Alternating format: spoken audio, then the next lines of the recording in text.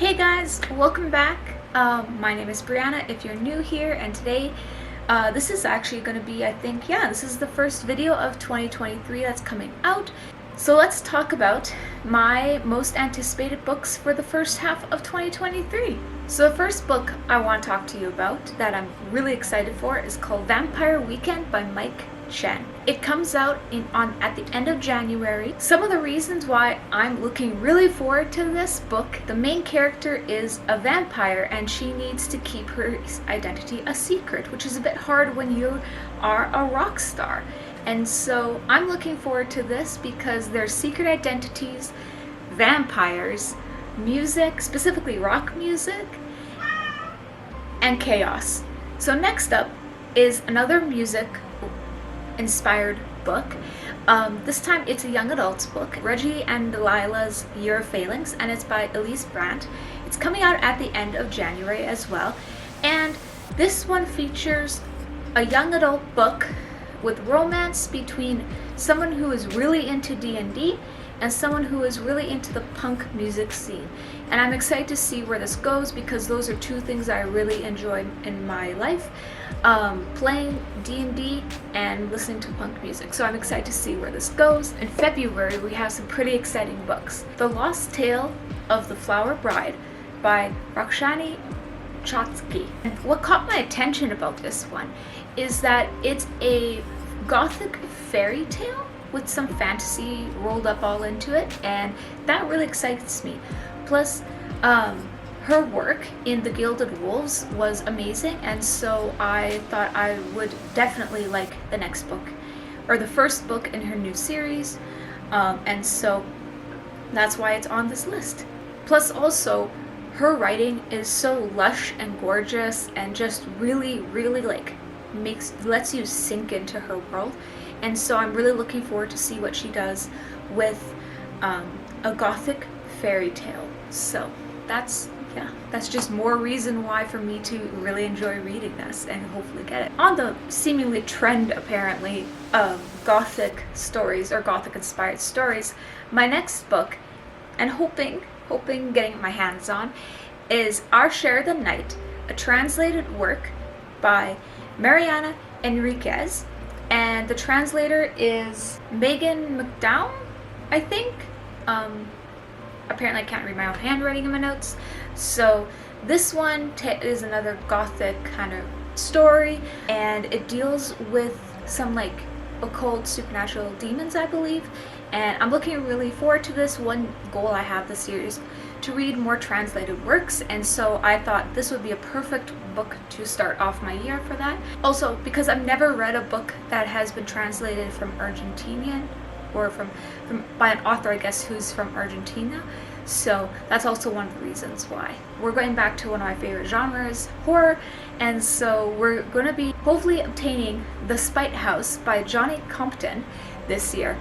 Now this one is another horror fantasy. There is elements of traditional horror with horror.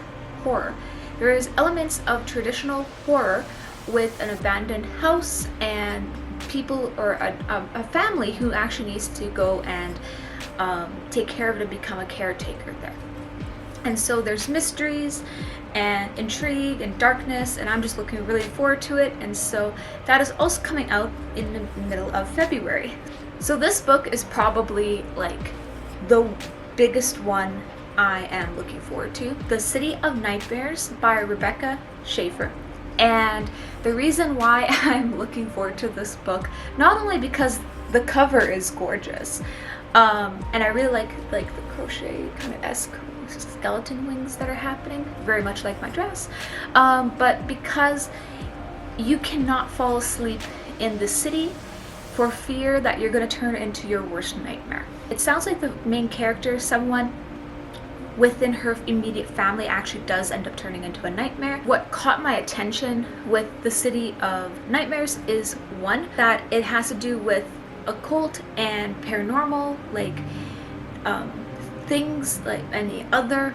So it's incredibly going to be like dark and twisted is what I'm thinking. Like, the next reason is because there is a cult and conspiracies in it. And what more do you want besides the occult occult conspiracies. I don't know. I'm intrigued. I really want to read this, and so that's why it's also on my list.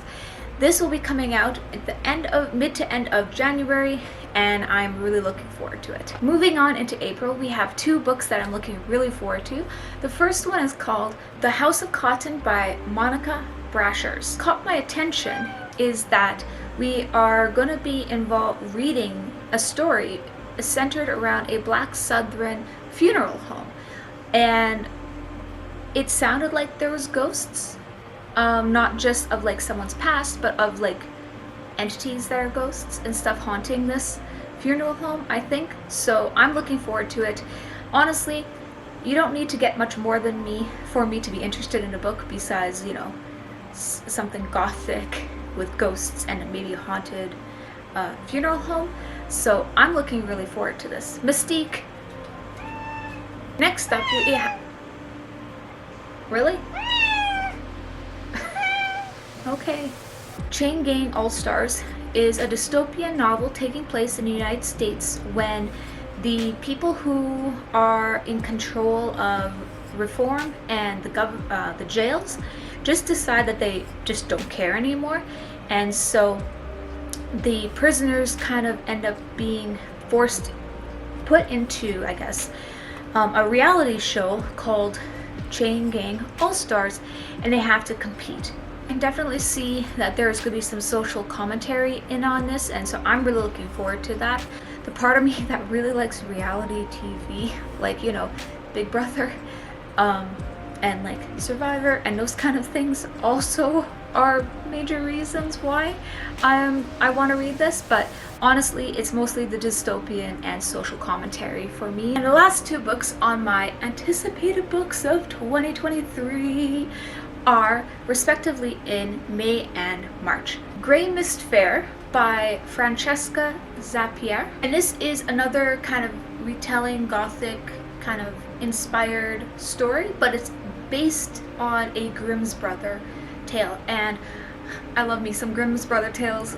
It is also a fantasy and horror novel that is YA, so I'm interested to see what the difference is for me as an adult reading a YA horror book when I really do enjoy adult horror. So finally we have Riley Weaver Needs a Date to the Gaybutante Ball by Jason June. That was a bit of a mouthful, and I apologize. So this is a lot lighter than some of the other books on my list, and this one is a young adult LGBTQ asterisk centered book. Riley is challenged by another classmate to find a date for this ball. The whole book and what Riley goes through is documented as a podcast. So there you go. Those are my roughly top 10 books that I'm really looking forward to this year in